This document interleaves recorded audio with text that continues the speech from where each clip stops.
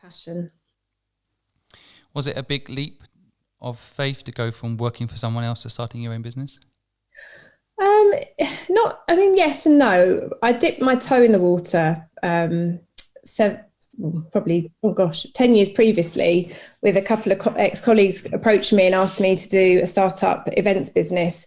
But I was very much sheltered because they were doing kind of the warts and all of running it. But I'd had experience there of kind of the buck very much stopping with me, and, kind of that insecurity, if you like, of not being bankrolled by an established business. And when I decided to set up Nutcracker, it was really quite impulsive. I was about to take over quite a big job at the business side, really sweated blood and tears to help build. And I just had a light bulb moment where a number of things had contributed to it, but I kind of on the spot wrote my resignation letter and registered the business the next day. And when my husband said to me that night, "You've had a good day," he was quite surprised.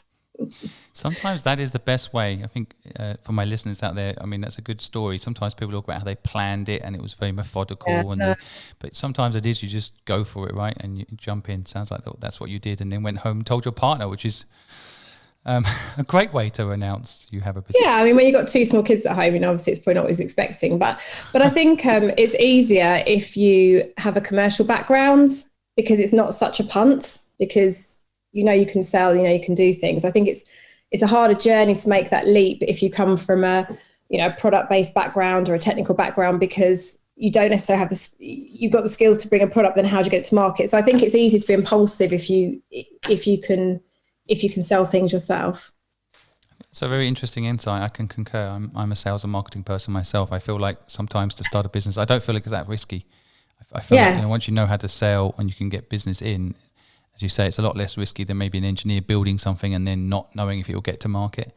So and often the businesses that I help or work closely with, the real disconnect is not having a strong sales and marketing arm. The product can be great, but if no one knows about it, it's not going to sell anything, right? So, I think it does give you an advantage if you know that you can pick a phone up. And I guess that was one of the foundations I learned in that business I mentioned previously. Starting having no database, no nothing, but knowing we had to put an event on in 6 months. You kind of put your money where your mouth is and see, right, I think I'm good. Let's see how good I am. And you're calling companies like Microsoft and IBM, they're saying we don't support launch events, let alone launch businesses. And then you get them you make them sponsor the event. That kind of fear is abated because you can do it no matter what the circumstances. So I guess starting something without that fear is a massive advantage.